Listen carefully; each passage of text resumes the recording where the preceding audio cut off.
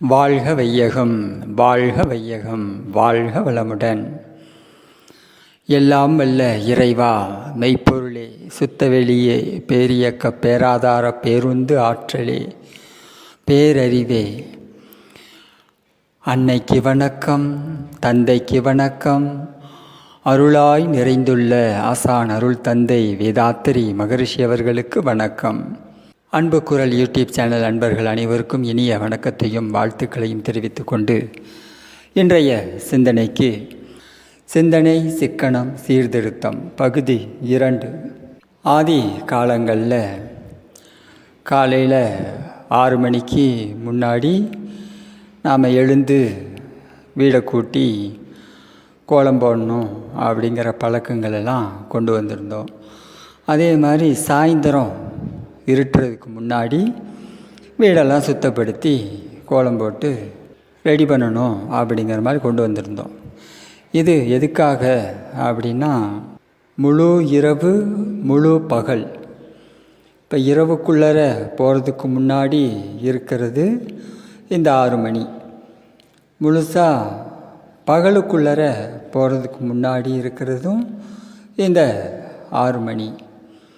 அப்போ இந்த 12 மணி நேரங்கிறதுல நமக்கு இந்த 6 மணிங்கிறது ரொம்ப முக்கியமான சயின்ஸில் சில குறிப்பிடத்தக்க விஷயங்களை உள்ளடக்கியதாக இந்த 6 மணி இருக்குது.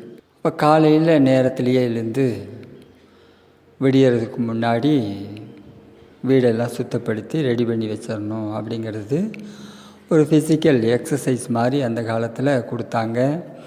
2வது, நம்ம காலையில் சூரிய உதயத்துக்கு முன்னாடி எழுந்து விடுவது மிகவும் சிறப்பு வாய்ந்ததாக இருக்கும். ஏன்னா அந்த ஓசோன், சூரியனுடைய வெப்ப அலை பூமியில் படுறதுக்கு முன்னாடி ஓசோன் இந்த பூமி லேயரோடு ஒட்டி இருக்கும். அப்போ சூரியனுடைய வெப்ப அலை வந்துச்சுன்னா ஆட்டோமேட்டிக்காக அது லேயர் மேலே போயிடும். ஸோ இந்த பியூர் ஓசோன் அதை நாம் சுவாசிக்கணும் அப்படிங்கிறதுக்காக பெரியவங்க நமக்கு கொடுத்த விஷயந்தான் அந்த 6 மணிங்கிறது. அப்போ முழு இரவுக்கு முன்னாடி இந்த 6 மணி இருட்டுறதுக்கு முன்னாடி நம்ம கூட்டி பெருக்கி சுத்தம் பண்ணி வைக்கணும் அப்படிங்கிறது அந்த காலத்தில் அரிக்கும் விளக்குக்கு கீழே வாழ்ந்துட்டு இருந்தப்போ வெளிச்சத்திலேயே இந்த சுத்தம் பண்ணுற வேலையெல்லாம் முடிச்சிட்டோம் அப்படின்னா பெரும்பாலும் இந்த பூச்சி, விஷப்பூச்சியெல்லாம் வந்துச்சுன்னா டக்குன்னு நாம் அதிட்டேருந்து நம்மளை பாதுகாத்துக்கலாம் அப்படிங்கிறதுக்காக தான். ஸோ இந்த பழக்க வழக்கங்களெல்லாம் பெரியவங்க நமக்கு ஒரு விஞ்ஞானபூர்வமான ஆராய்ச்சியோடு கொடுத்துருந்தாங்க. ஸோ இதை நாமெல்லாம் 6 மணிக்கு அப்புறம் மகாலட்சுமி நம்ம வீட்டுக்குள்ளே வருவா அப்படிங்கிற மாதிரிலாம் சொல்லி வச்சதுக்கு காரணம் இதுதான். அப்போ இந்த தெய்வத்தின் பேரை வைத்து இந்த விஷயத்தை மக்கள் மத்தியில் கொண்டு போகும்போது அது ஒரு பயபக்தி, தெய்வத்துக்கு கட்டுப்பட்டு இந்த விஷயத்தை நம்ம ஃபாலோ பண்ணுவோம் அப்படிங்கிறதுக்காக கொடுத்த விஷயம். சும்மா சொன்னோம் அப்படின்னா இது யார் கேட்பா அப்படிங்கிறதுனால அந்த காலத்தில் பெருசாக இதெல்லாம் பேச முடியல, சயின்ஸாக பேச முடியல. அப்போ அவங்களுக்கு அதெல்லாம் புரியாமல் போச்சு. ஸோ அதனால் இப்போ காலங்கள்லாம் மாறிடுச்சு. அதெல்லாம் நேரடியான விஞ்ஞான விளக்கம் தெரிந்து கொள்ள வேண்டிய சூழ்நிலையில் நாம் எல்லாம் இருக்கோம். இன்றைக்கி அப்பார்ட்மெண்ட்டில் உக்காந்துட்டு சாயந்தரம் இருட்டுக்குள்ளே ஏற்கனவே இருக்கோம், லைட்டெல்லாம் ஆஃப் பண்ணிவிட்டு கூட்டிகிட்டு அதுக்கப்புறம் லைட்டை போடுறது. சில பேர் பெரியவங்களாம் அப்படி இருக்காங்க. ஸோ அதெல்லாம் நாம் கொஞ்சம் சிந்திக்கணும். ஸோ அது மாதிரியான பழக்க வழக்கங்கள் ஏன் வந்தது, எதனால் வந்தது அப்படிங்கிறதெல்லாம் நாம் கொஞ்சம் ஆராய்ச்சி பண்ணணும். அதுக்கப்புறம் இப்போ சமீப காலங்களில் நாம் என்ன பண்ணுறோம் அப்படின்னா, இந்த கொசு தொல்லை அதிகமாக இருக்குது அப்படிங்கிறதுக்காக குட் நைட் யூஸ் பண்ணுறோம், ஆல் அவுட் யூஸ் பண்ணுறோம் இல்லையா. இப்போ நம்ம ராத்திரி நேரத்தில் படுத்து தூங்கி ஒரு ரூமு ஃபுல்லாக ஒரே விஷக்காத்தாக இருந்ததுன்னு வச்சுக்கோங்க. அப்போ நம்மளுடைய நுரையீரல் எதை தான் சுவாசிக்கும்? இப்போ இந்த ஒரு கொசு அடைய செய்யக்கூடிய அளவுக்கு அதில் விஷம் இருக்குது அப்படின்னா அது நம்மளுடைய நுரையீரலை பாதிக்குமா பாதிக்காதா? ஸோ தயவுசெய்து இதெல்லாம் கொஞ்சம் யோசனை பண்ணுங்கள். கொசு தொந்தரவு பண்ணுது அப்படின்னா ஒன்று ஜன்னலுக்கு எல்லாத்துக்கும் நெட்டு போட்டு விடலாம். அப்படி இல்லையா கொசுகளை வாங்கி யூஸ் பண்ணுவோம். இப்போ வீடு ஃபுல்லாக ரூம் ஃபுல்லாக இந்த விஷக்காற்றை நிரப்பி வச்சு ராத்திரி ஃபுல்லாக அதை நாம் சுவாசித்தோம் அப்படின்னா நம்ம உடம்புக்கு எவ்வளவு கேடு. நல்லா யோசனை பண்ணி பாருங்கள். நம்மளுடைய மூளை செல்களுக்கு தொடர்ந்து ஒரு 3 நிமிஷம் ஆக்சிஜன் மட்டும் போகலைன்னு வச்சுக்கோங்க, மூளை செல்கள் அனைத்தும் இறந்து விடும். மூளை செல்லெல்லாம் செத்து போயிடும்.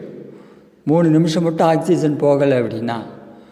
அப்போ வீட்டுக்குள்ளார இவ்வளவு விஷக்காற்றை உள்ளே வச்சு அது நம்மளுடைய மூளை செல்களுக்கு நுரையீரலுக்கெல்லாம் போச்சுன்னா எப்படி நமக்கு நல்ல சிந்தனைகளும் நல்ல செயல்பாடுகளும் வரும்?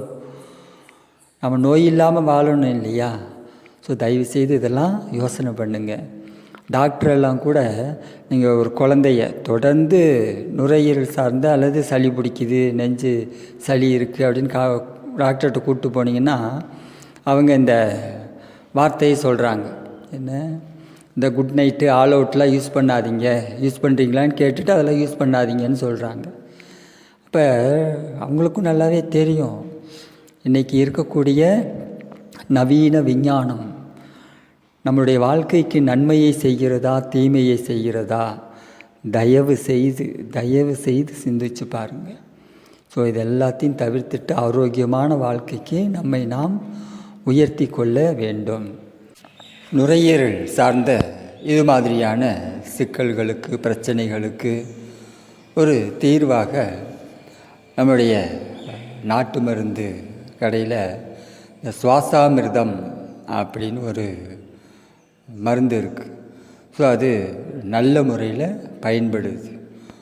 ஸோ ஆஸ்மா ப்ராப்ளம் இருக்கிறவங்க கூட அதை வாங்கி பயன்படுத்திக்கலாம். ஏன்னா வீசிங் ப்ராப்ளம் அப்படிங்கிறது அலோபதியில் இன்கேலர் தான் யூஸ் பண்ண வேண்டியதாக இருக்கும்.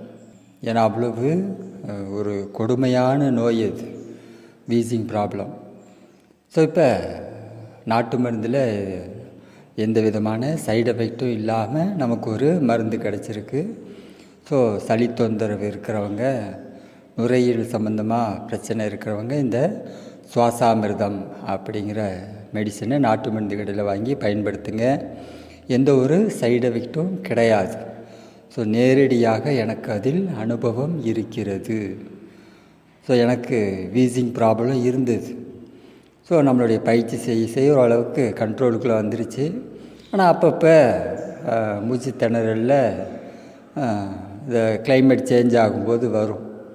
ஸோ அப்போ இந்த சுவாசாமிர்தம் அப்படிங்கிற ஒரு மெடிசின் எனக்கு நண்பர் மூலமாக தெரிஞ்சுது. அதை வாங்கி பயன்படுத்த ஆரம்பித்தேன். இப்போ ரொம்ப ரிலாக்ஸாக இருக்குது. ஸோ அதனால் சின்ன குழந்தையிலேருந்து பெரியவங்க வரைக்கும் தாராளமாக வாங்கி இதை பயன்படுத்தலாம். சுவாசாமிர்தம் நாட்டு மருந்து கடைகளில் கிடைக்கும். தூக்கம் அப்படிங்கிற ஒரு விஷயம் இறைவன் எதுக்காக நமக்கு கொடுத்தான் அப்படின்னா, பகல் ஃபுல்லாக இந்த உடம்பை நாம் பயன்படுத்துகிறோம், மனசை நாம் பயன்படுத்துகிறோம், முறை தவறி பயன்படுத்துகிறோம். ஆக்சுவலாக நாம் பண்ணுற விஷயம் என்னென்னா முறை தவறி பயன்படுத்துகிறோம், தேவைக்கு அதிகமாக பயன்படுத்துகிறோம். அப்போ என்ன ஆகுது? டேமேஜ் ஆகிடுது. Physical body, mental frequency, mental activities எல்லாமே டேமேஜ் ஆகுது. மனம் சார்ந்த பிரச்சனைகள், உடம்பு சார்ந்த பிரச்சனைகள் இருந்துக்கிட்டே இருக்குது. அப்போ இரவு நேரத்தில் நாம் டேமேஜ் பண்ணதெல்லாம் நமக்கு அவன் தூக்கத்தை கொடுத்துட்டு எல்லாத்தையும் சரி பண்ணுறான். அதற்காகத்தான் இரவு நமக்கு உறக்கம் என்பது தேவைப்படுகிறது. இயற்கை 12 மணி நேரம் உழைப்பு அல்லது 15 மணி நேரம் உழைப்பு, ஒரு 10 மணி நேரம் உறக்கம் அப்படிங்கிறதெல்லாம் கொடுத்ததுக்கு காரணம் இதுதான். ஸோ நம்ம பகல் ஃபுல்லாக டேமேஜ் பண்ணுற விஷயத்த இறைவன் நமக்கு உறக்கம் அப்படிங்கிற ஒரு நிகழ்ச்சியை வச்சு எல்லாத்தையும் சரி பண்ணுறான். அப்படி தான் இந்த உறக்கத்தை இயற்கை நமக்கு வழங்கி இருக்கிறது. இப்போ இதில் நமக்கு சுற்றுப்புறங்கிறது ரொம்ப முக்கியமானது. காற்றோட்டமாக இருக்கணும். நாம் படுத்து தூங்குகிற இடம் காற்றோட்டமாக இருக்க வேண்டும். அப்போ அதுக்குள்ளார இது மாதிரி ஆல் அவுட்டு குட் நைட்டெல்லாம் யூஸ் பண்ணிகிட்டு இருந்தோம் அப்படின்னா அவன் பாவம் எவ்வளோதான் சிரமப்படுவான். அவன் நம்மளுடைய உடம்பை நல்லபடியாக ரெடி பண்ணணுங்கிறதுக்காக கொடுத்த அந்த வாய்ப்பை கூட கொடுத்து இந்த விஷத்தை காத்தோடு உள்ளுக்குள்ளே படுத்து இறைவன் பாவம் நம்மக்கிட்ட மாட்டிட்டு அவன் முழிக்கிறான். உண்மையிலேயே இறைவன்கிட்ட நாமெல்லாம் மாட்டிட்டு முழிக்கலை, அவன்தான் பாவம் நம்மக்கிட்ட மாட்டிட்டு முழிக்கிறான். இவனை எப்படி தான் ரெடி பண்ணுறதுன்னு தெரியலையே அப்படின்ட்டு இதெல்லாம் யோசனை பண்ணி பாருங்கள். ஸோ அதிலெல்லாம் நாம் தான் நம்மளை காப்பாற்றிக்கணும். ஸோ அந்த முறையில் நாம் அதெல்லாம் கொஞ்சம் மாற்றிக்கலாம். குட் நைட்டு ஆல் அவுட்லாம் யூஸ் பண்ணாதீங்க. அதுக்கப்புறம் இந்த காலத்தில் ஸ்டெம் செல்ஸ் அப்படின்னு ஒரு ஆய்வு நடத்தி அறிக்கையை வெளியிட்டிருக்காங்க. என்ன சொல்கிறாங்க அப்படின்னா, அந்த ஸ்டெம் செல்ஸ் இதை வச்சு நம்ம உடம்புல எந்த ஒரு உறுப்புக்கு எந்த ஒரு பாதிப்பு இருந்தாலும் அதை சரி பண்ணிடலாம் அப்படிங்கிறத கண்டுபிடிச்சிருக்காங்க. அப்போ இந்த ஸ்டெம் செல்ஸ் எங்கே இருக்குது அதிகமாக அப்படின்னா, நம்மளுடைய உடம்புல இருக்குது. பெரும்பாலும் இருக்கிறது எந்த பகுதியில் எங்கே இருக்குது அப்படின்னா, நம்மளுடைய தொப்புள் கொடியில் இருக்குது. நம்மளுடைய தொப்புள் கொடியில் இந்த ஸ்டெம் செல்ஸ் அதிகமாக இருப்பதை கண்டுபிடித்தார்கள். இப்போ ஒரு பேங்கே கூட ஓப்பன் பண்ணியிருக்காங்க. தொப்புள் கொடிக்குன்னு பேங்கை நம்ம அங்கே சேவ் பண்ணி வச்சுக்கலாம். எப்போ என்ன பிரச்சனை வந்தாலும் நம்மளுடைய தொப்புள் கொடியை வாங்கி அதை எடுத்து சிகிச்சை பண்ணி நம்ம உறுப்புக்களை சரி பண்ணிக்கலாம் அப்படிங்கிறது இன்றைய நவீன காலத்தில் அவங்க கண்டுபிடிச்சி நமக்கு கொடுத்த ஒரு விஷயம். இந்த விஷயத்தை நம்ம முன்னோர்கள் கண்டுபிடிச்சி என்ன தெரியுமா பண்ணாங்க? தாயத்தில் போட்டு விட்டாங்க. தொப்புள் கொடியை தாயத்தில் போட்டு நம்ம இடுப்புலையே கட்டியிருந்தோம் இல்லையா? த பியூர் சயின்ஸ். எவ்வளோ பெரிய விஷயத்தை கண்டுபிடிச்சிருக்காங்க பாருங்கள் நம்ம பெரியவங்க. அப்போ அந்த காலத்தில் இது நம்ம உடம்புலையே இருக்கும்போது எந்த உறுப்பு என்ன ஒரு பாதிப்பு ஏற்பட்டாலும் உடனே இந்த ஸ்டெம் செல்ஸ் என்ன பண்ணும்? ஒர்க் பண்ண ஆரம்பிக்கும். இன்றைக்கி உள்ள விஞ்ஞானத்தில் அதை எடுத்து தான் அவங்க ஒர்க் பண்ணணும் அப்படின்னு நினைக்கிறாங்க. அப்படிலாம் கிடையாது. இயற்கையில் நம்ம உடம்பு கூடயே இந்த தொப்புள் கொடி இருந்துக்கிட்டே இருந்தது அப்படின்னா அப்பப்போ ஏற்படக்கூடிய தொந்தரவுகளுக்கும் தொல்லைகளுக்கும் உடனே தீர்வு ஆட்டோமேட்டிக்காக ஒர்க் ஆகும்.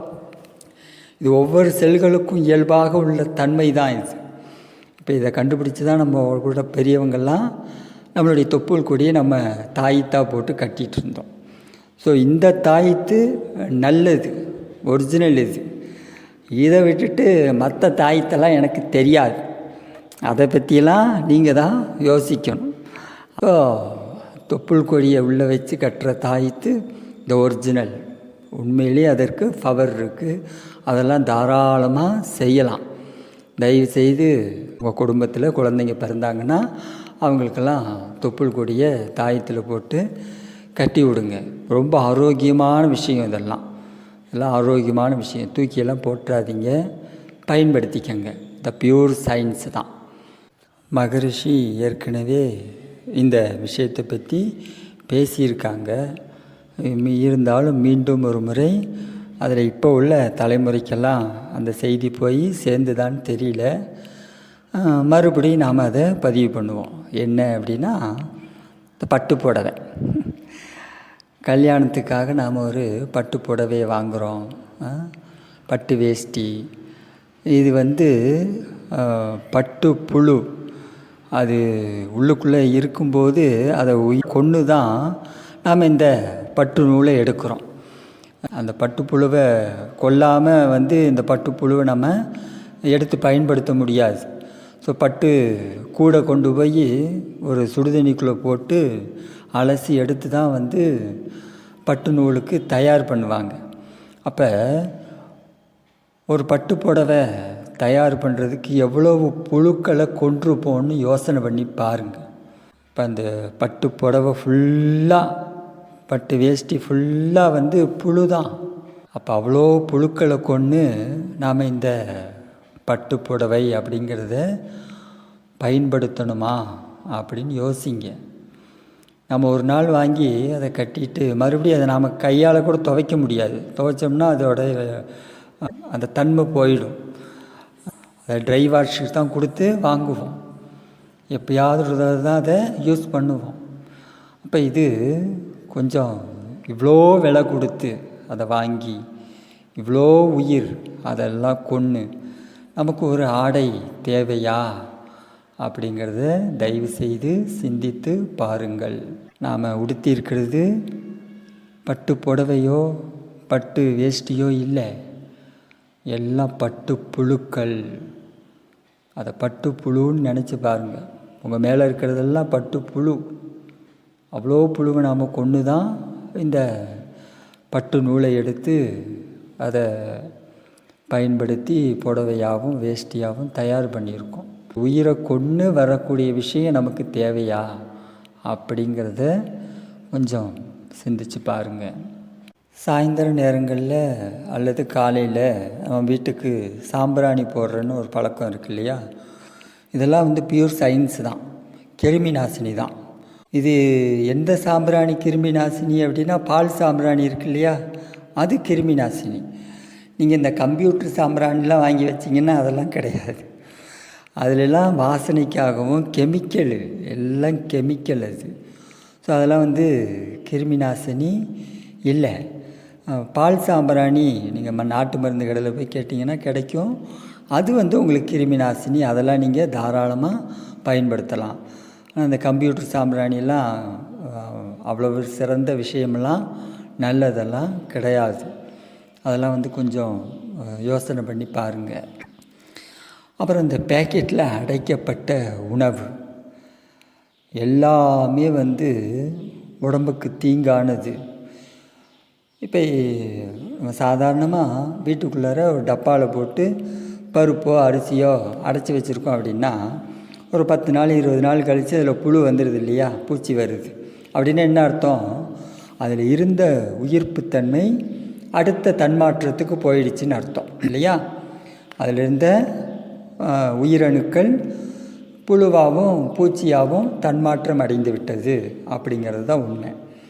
இப்போ இவங்க பேக்கெட்டில் அடைச்சி கொடுக்குறாங்க இல்லையா, ஒரு வாரம் அல்லது ஒரு மாதம், 3 மாதங்கள், 1 வருஷம் கெட்டு போகாதுன்னு. அப்படின்னா என்ன அர்த்தம்? அதில் உயிரணுக்கள் இல்லை, எல்லாத்தையும் கொண்டுட்டாங்கன்னு அர்த்தம். நடந்தது அதுதான். அதில் உயிரணுக்கள்லாம் இயங்காமல் பண்ணிட்டாங்க. அப்போ கொஞ்ச நாள் கழித்து அதுக்கப்புறம் தான் அதில் என்ன ஆகும், மறுபடியும் உயிரணுக்கள் உற்பத்தி ஆகும். அப்போ அது வரைக்கும் அது கெட்டு போகாது. நாம் யோசனை பண்ணணும், பேக்கெட்டில் அடைச்ச உணவுகள் எல்லாம் நல்லது தானா உடம்புக்கு அப்படின்னு. அதே மாதிரி இன்றைக்கி இருக்கிற கூல்ட்ரிங்க்ஸ் எதுவானாலும் சரி, எல்லாம் அந்தந்த ஃப்ளேவர், வாசனை, அந்தந்த டேஸ்ட்டு. மேங்கோன்னா ஒரிஜினல் மேங்கோவிலேருந்து எடுத்ததெல்லாம் கிடையாது. ஆரஞ்சுன்னா ஒரிஜினல் ஆரஞ்சிலேருந்து எடுத்த ஜூஸ் எல்லாம் இல்லை. அது ஆப்பிள்னா ஆப்பிள்லேருந்து எடுத்த ஜூஸ் கிடையாது. ஆப்பிள் ஃப்ளேவர், ஆப்பிள் ஸ்மெல்லு, அவ்வளோதான். மற்றபடி எல்லாம் கெமிக்கல் தான். சர்க்கரையை போட்டு கலந்து உங்களுக்கு கொடுத்துட்றாங்க. இதெல்லாம் உடம்புக்கு தீங்கான பொருட்களால் தயாரிக்கப்பட்ட ரசாயன கலவை. இதெல்லாம் நம்ம யோசிக்கணும், பயன்படுத்தும்போது ரொம்ப கவனமாக இருக்கணும். இது எல்லாத்தையும் நாம் பயன்படுத்துகிறத கொஞ்சம் கொஞ்சமாக தவிர்ப்பது சிறப்பு. ஸோ அதெல்லாம் ஒரிஜினல் கிடையாது, எல்லாமே ரசாயன கலவைகள் தான். அதுவும் உடம்புக்கு தீங்கான ரசாயன கலவைகள். இன்றைக்கி இருக்கிற கார்ப்பரேட் உலகம் நம்மளை ஒரு விதமான மாயைக்குள்ளே அழைச்சிக்கிட்டு போகுது, கூட்டிகிட்டு போகிறாங்க. ஸோ இது நமக்கு நல்லது கிடையாது. அதெல்லாம் நம்ம யோசிக்கணும், சிந்தனை பண்ணுங்க. நம்ம வீட்டிலேயே ஆரோக்கியமான உணவுகளை தயார் பண்ணி சாப்பிடுங்க.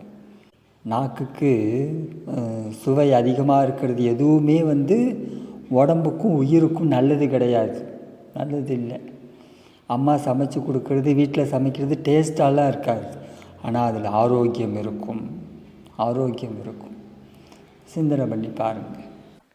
இன்றைக்கு மார்க்கெட்டு சந்தையில் கிடைக்கக்கூடிய எண்ணெய், நல்லெண்ணெய் ஆகட்டும் கல்லெண்ணெய் ஆகட்டும், இது எல்லாமே ஒரிஜினல் இல்லை.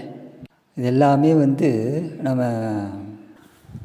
கச்சா எண்ணெயிலிருந்து கடைசியாக எல்லாமே பிரிக்கப்பட்டு ஒரு திரவம் மட்டும் தனியாக இருக்குது. அதில் டேஸ்ட்டும் கிடையாது, ஸ்மெல்லும் கிடையாது.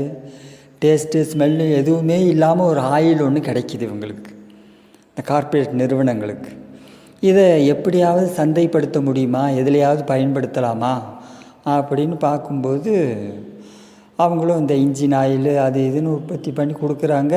அப்படியும் போக பேரலாக மிச்சம் இருக்குது. அப்போ கண்ணுக்கு முன்னாடி அவங்களுக்கெல்லாம் இவ்வளோ இப்படி ஒரு பொருள் மிச்சமாக இருக்கேன்னு யோசனை பண்ணி, சரி அவங்க தான் ஒரு குரூப்பை வச்சுருக்காங்களே உள்ளுக்குள்ளார விஞ்ஞானிகள், இதில் ஏதாவது ஆயில் தயாரிக்க முடியுமா சமையலுக்கு பயன்படுற மாதிரி? அதுக்கு என்ன, தாராளமாக செய்யலாம். தேங்காய் எண்ணெய் டேஸ்ட்டு, தேங்காய் எண்ணெய் ஸ்மெல்லு கலந்தால் அது தேங்காய் எண்ணெய் கெமிக்கல் ரெடி பண்ணி அதில் கலந்து விட்டு அதை தேங்காய் எண்ணெய் ஆக்கிடுறாங்க. அப்புறம் கல்லெண்ணெய் டேஸ்ட்டு, கல்லெண்ணெய் ஸ்மெல்லு, அது கல்லெண்ணெய். நல்லெண்ணெய் டேஸ்ட்டு, நல்லெண்ணெய் ஸ்மெல்லு எல்லாம் கெமிக்கல் தான், அது நல்லெண்ணெய். இப்படி தான் இன்றைக்கு இருக்கக்கூடிய எல்லா ஆயிலுமே வியாபார சந்தையில் விற்கப்படுகிறது. நல்லா சிந்தனை பண்ணி பாருங்கள். 3 கிலோ நிலக்கடலை எடுத்து செக்கில் போட்டு ஆட்டணும் அப்படின்னா 1 லிட்டர் கிடைக்கும். 3 கிலோவுக்கு 1 லிட்டர், 3 in 1 தான். எந்த கடலையாக இருந்தாலும் சரி, போட்டு ஆட்டினாலும் சரி 3 in 1 தான். அப்போ இவங்களால் எப்படி இவ்வளோ விலை குறைவாக கொடுக்க முடியுது அப்படிங்கிறத வச்சு இயற்கை நேச்சுரோபதி அப்படிங்கிற உள்ளவங்களாம் பேசினாங்க. உடனே இந்த ஆயில் நிறுவனம் என்ன தெரியுமா பண்ணிச்சு, விலையேற்றிட்டாங்க. நல்லதாக போச்சு, வா விலையேற்றிடுறேன் அப்படின்னு விலையேற்றிட்டாங்க. இப்போ ஆயில் விலையெல்லாம் ஏறி போனதுக்கு இது ஒரு காரணம். நாம் கண்டுபிடிச்ச இந்த இப்படி ஒரு விஷயத்த சொன்னோமா, உடனே அவங்களுக்கு அதை சாதகமாக பயன்படுத்திக்கிட்டாங்க. ஸோ எள்ளை போட்டு 3 கிலோ எள்ளை போட்டு அரைச்சி எடுத்தால் தான் நமக்கு 1 லிட்ரு எண்ணெய் கிடைக்கும். அப்போ எள்ளு எவ்வளோ விலை விற்கிது, எப்படி இவங்களால் 1 லிட்ரு கொடுக்க முடியுது அப்படின்னு பேசினப்போ விலை ஏற்றி விட்டாங்க அவங்க உடனே. ஸோ யோசனை பண்ணி பாருங்கள், இன்றைக்கி சந்தையில் இருக்கக்கூடிய எல்லா ஆயிலுமே இப்படி ஒரு கச்சா எண்ணெயிலேருந்து பிரிக்கப்பட்ட ஒரு ஆயிலில் இவங்களாக கலந்து விதவிதமாக விற்கிறாங்க. இது எந்த அளவுக்கு உடம்புக்கு நல்லதா கெட்டதா நீங்கள் தான் யோசிக்கணும். இன்னொரு மிக சிறந்த விஞ்ஞானத்தை நம்முடைய பெரியவங்க கண்டுபிடிச்சிருக்காங்க. அது என்ன அப்படின்னா, ஆதி காலங்களில் இந்த புத்தில் பாம்பு வகைகளை வழிபடுறது அப்படிங்கிற ஒரு முறை இருக்கு இல்லையா. இந்த புத்துக்கு கொண்டு போய் பால் ஊற்றி முட்டையை வைக்கிறது. ஆக்சுவலாக பாம்புக்கு பாலை குடிக்கவும் தெரியாது, முட்டையை உடைச்சி அதுக்கு உரியக்கூடிய தன்மையெல்லாம் இல்லை. பாம்புக்கு உரியக்கூடிய தன்மை கிடையாது, அது முழுங்கக்கூடிய தன்மை வாய்ந்தது. எதாக இருந்தாலும் முழுங்கும் அப்படியே, அவ்வளோதான். அதுக்கு உரியக்கூடிய சிஸ்டம்லாம் அதுக்கு இல்லை. அப்புறம் எதுக்காக இந்த பாலும் முட்டையும் கொண்டு போய் பாம்பு புத்துக்கு வச்சு நாம் வழிபட்டோம் அப்படின்னா, இது ஒரு மிக சிறந்த சயின்ஸ். இது எதுக்காக முன்னோர்கள் கண்டுபிடிச்சி இதை செஞ்சாங்க அப்படின்னா, இப்போ இந்த பெண் பாம்பு தான் அதிகமாக புத்துக்குள்ளே இருக்கும். அப்போ இந்த பெண் பாம்போட வாடை வெளியே வராமல் இருக்கிறதுக்கு ஆண் பாம்புக்கு தெரியக்கூடாது அப்படிங்கிறதுக்காக கண்டுபிடிச்சது தான் இந்த விஷயம். பாலும் முட்டையும் கொண்டு போய் புத்தில் வைக்கிறது அப்படின்னு. இந்த பாலும் முட்டையும் சேர்ந்து அப்படியே ஒரு அழுகின வாசம் ஸ்மெல் அடிக்கும். இந்த ஸ்மெல் என்ன பண்ணும் அப்படின்னா, ஆண் பாம்புக்கு அந்த வாடை போகாமல் தடுக்கும். அதுக்காக பெரியவங்க கண்டுபிடிச்சி கொடுத்தது தான். ஸோ எவ்வளோ பெரிய சயின்ஸ் பாருங்கள். மிகச்சிறந்த விஞ்ஞானிகளாக அந்த காலத்தில் வாழ்ந்தவங்க பெரியவங்கள்லாம் இருந்திருக்காங்க. இடைப்பட்ட காலங்களில் நாம் அதெல்லாம் விட்டு வெளியே வந்துட்டோம். ஸோ அதனால் இந்த பாம்புக்கு பாலும் முட்டையும் வைக்கிறதெல்லாம் இனப்பெருக்கத்தை தடுக்கிறதுக்கு தான்.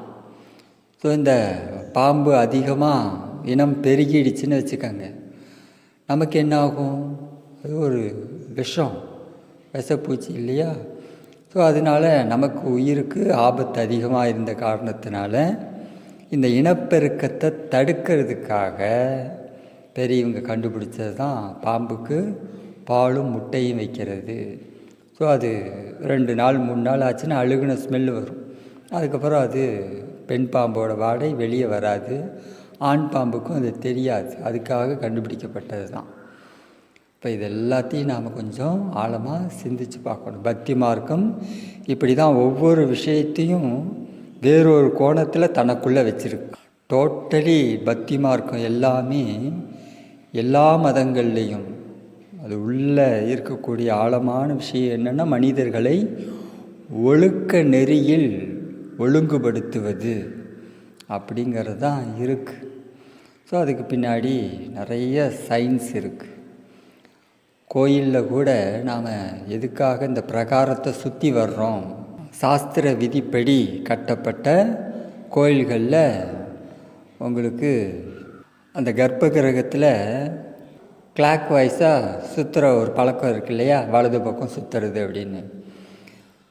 ஸோ அந்த பீடத்துக்கு கீழே கருவறையில் அந்த எந்த ஒரு சிலையானாலும் அதுக்கு கீழே இருக்கக்கூடிய இந்த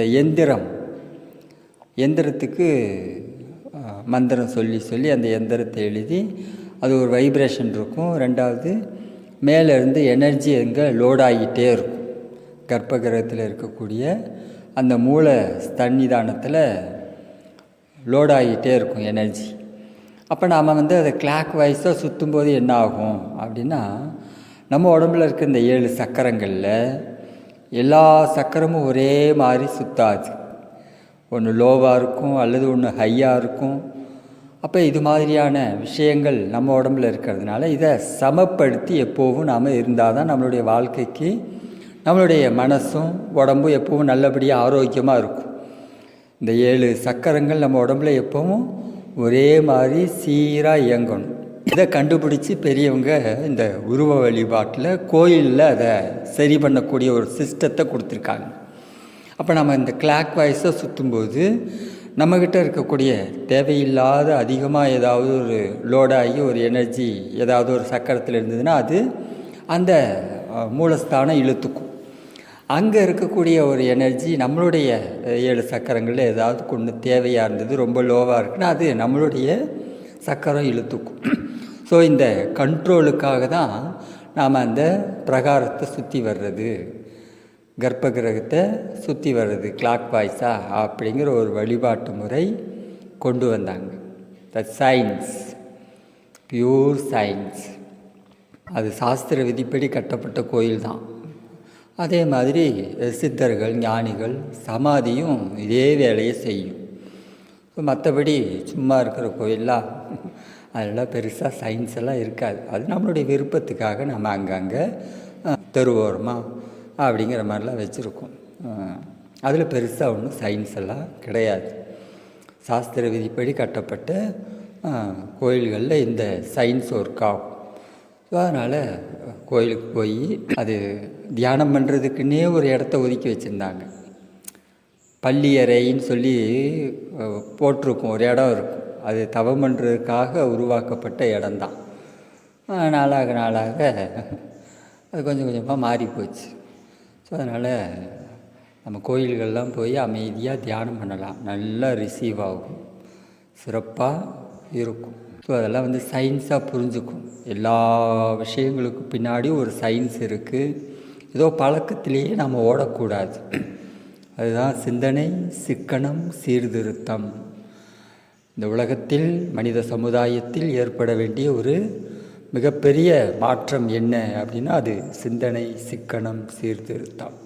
எல்லா விஷயங்கள்லையும் சிந்திச்சு பார்க்கும். வாழ்க வளமுடன். இந்த சிந்தனை உங்களுக்கு பிடிச்சிருந்ததுன்னா நம்மளுடைய யூடியூப் சேனலை சப்ஸ்கிரைப் பண்ணிக்கோங்க. தெரிந்த அன்பர்களுக்கு ஷேர் பண்ணுங்கள். இந்த சிந்தனை பற்றிய கருத்துக்கள் வரவேற்கப்படுகின்றன. நன்றி, வாழ்த்துக்கள், வாழ்க வளமுடன்.